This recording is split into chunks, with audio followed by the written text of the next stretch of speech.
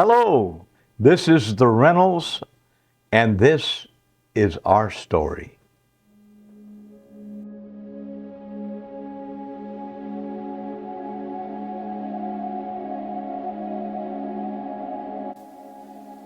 Now, here's how the story unfolds in the opening of our work in Pongo.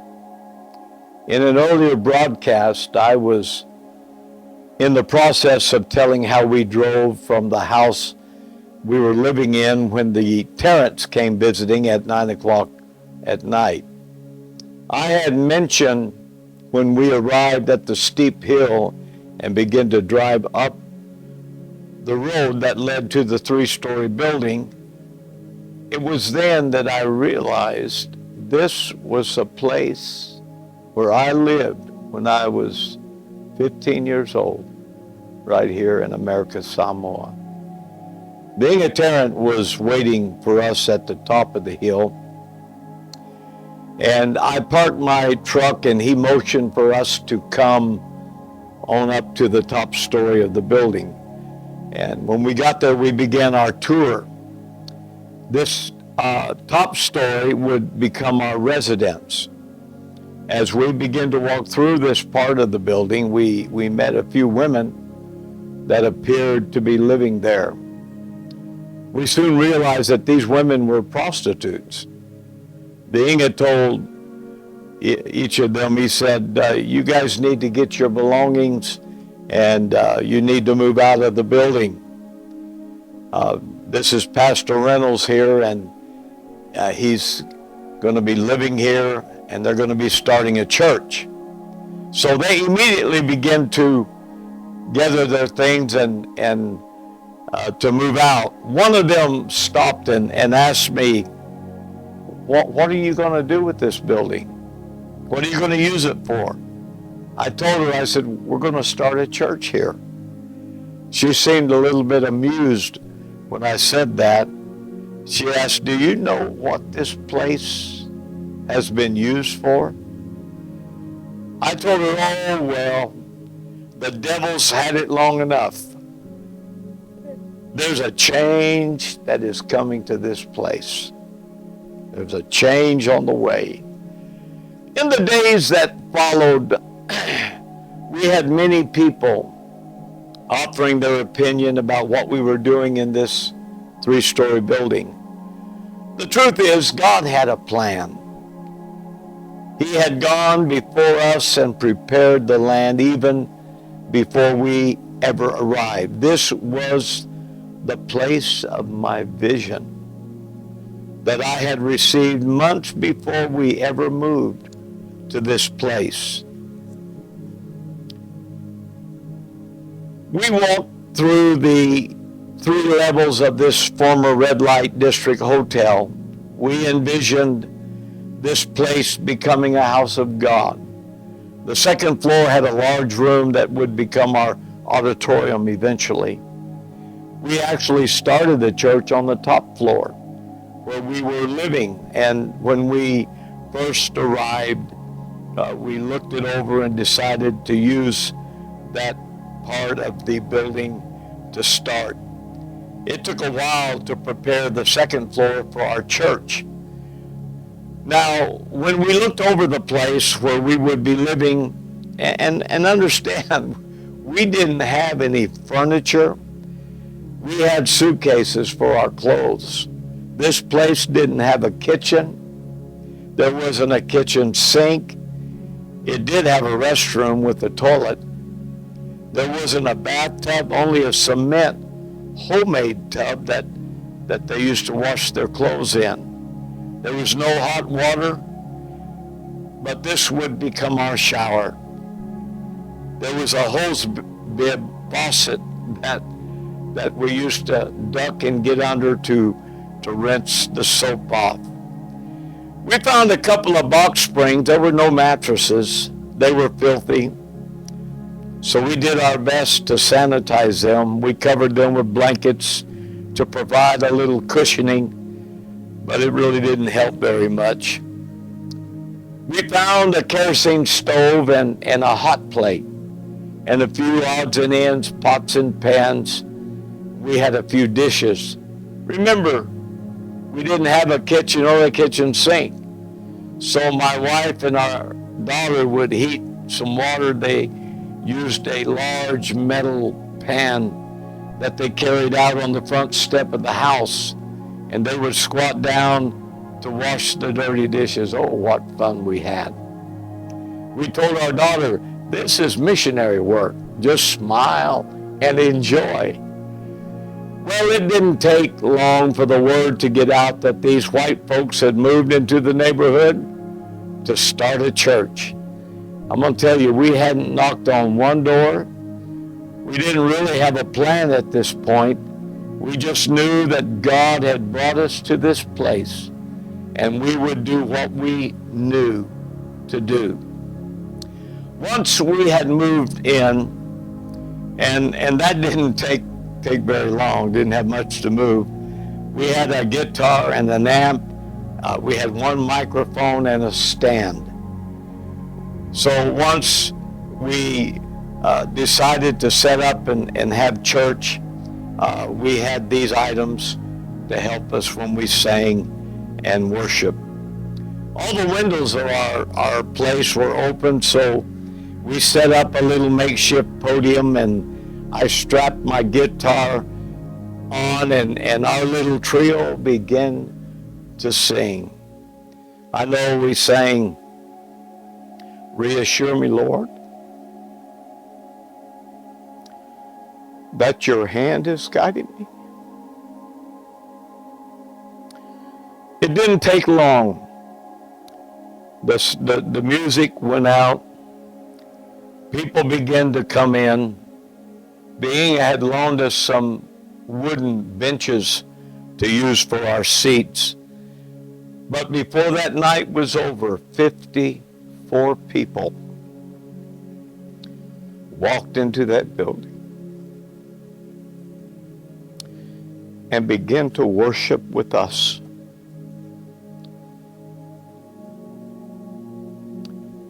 Of these 54 people, there were a few prostitutes. Many of them were weeping as the Spirit of the Lord began to move. Many of these people that came, of that 54, they were people just of the world, didn't know much about God, about church. But one of the interesting things we found out is that most of the people that started attending our church hadn't lived there but a short time.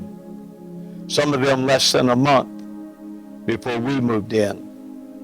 The scripture tells us that he would send forth his ministering spirits unto those that shall be heirs of salvation. I'm telling you, the Lord brought us all together for a time such as this. When we moved on this mountainside, there were a number of bars.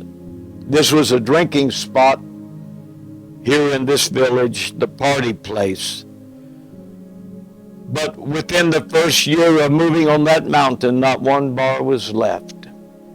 I'm telling you, the worship and the prayers that were going up on this hillside, it brought great conviction that sparked a mighty revival in Pango.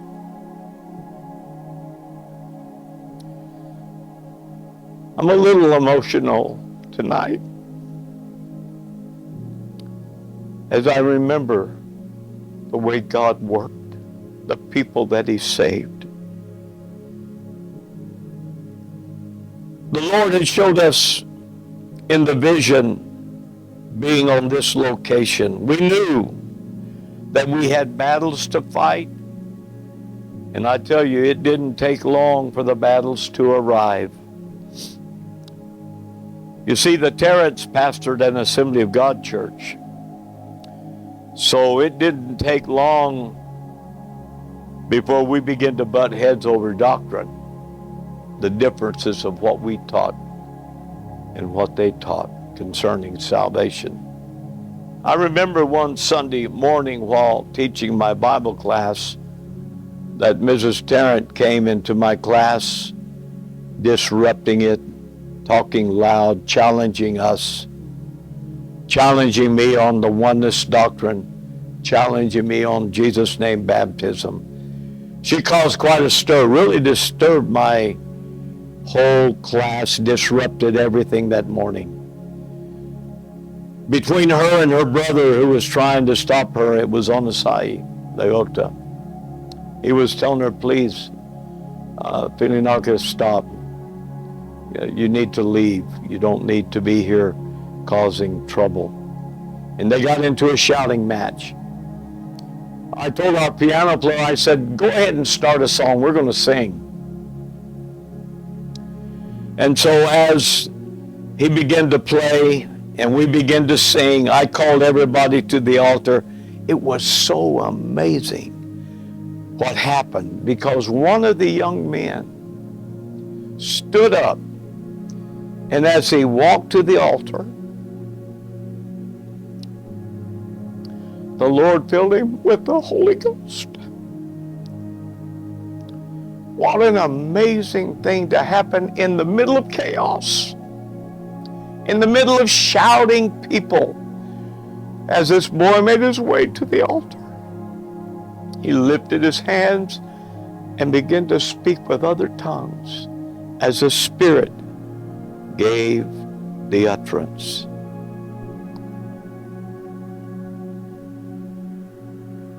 You know, we actually thought for a while that we might win the Terrence. We even took them to the General Conference in the state of Iowa the year it was there, on the first year that we began to use their building. They actually did get an understanding of our doctrine. I really think they believed it. But you see, peer pressure and church leaders stopped them from coming our way.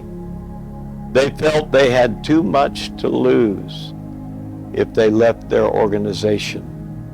Being has said to me, we can't go down. We're too high. What a sad thing to say. You know, it's sad because we got so close. And the sad thing, when they decided not to pursue truth, they became very adversarial and eventually forced us to move out of their building. I know that we came very close to winning them. They even allowed their daughter, California, and their son-in-law, LA, to become members of our church for a while. What we had to do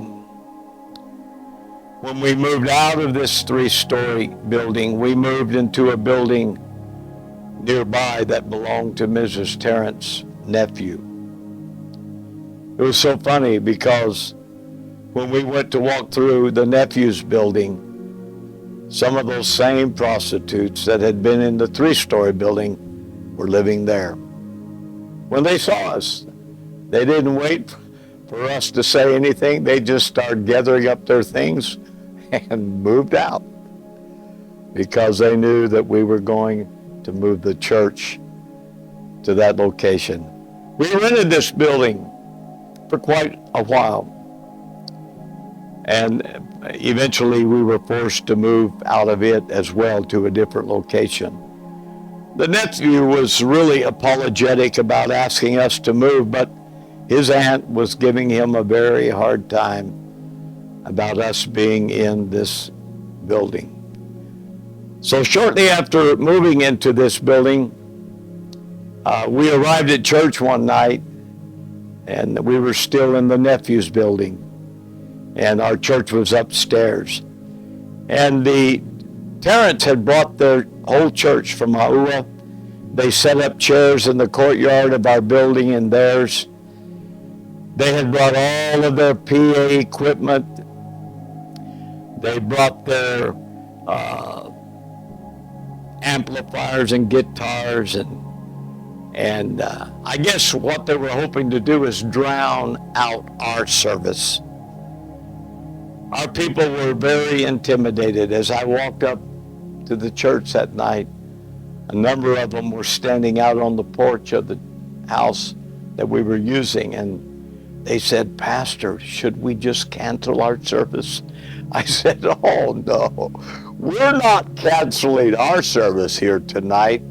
We are going to have church." Hallelujah. Regardless of this group being here, we're having church. So we were having pre-service prayer as we always did, but at 6 o'clock sharp, I stood up and began to open our service as usual.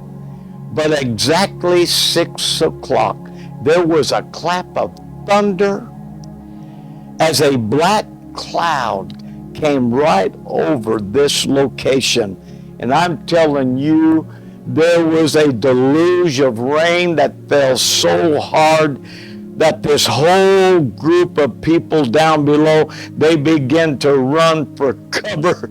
The pastor was shouting at them to stay, but they refused to do so.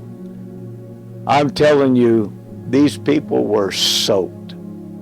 Instruments and PA equipment was soaked, along with their keyboard and drums. Needless to say, it was the end of their service and an exciting service for us. I want to remind you tonight that there is no weapon formed against us that shall prosper. We're on the winning team, folks. We don't have to be intimidated by things that the enemy uses against us. For we wrestle not against flesh and blood, but against principalities, against powers, against the rulers of the darkness of this world, against spiritual wickedness in high places. Really, the battle is not with people. The reason we seem to think it is because people allow the devil to use them. We need to get aware of his devices. We are on the winning team. Who can stand before us when we call on that great name? Thank you tonight for watching this number 7 series of the Samoan story. God bless.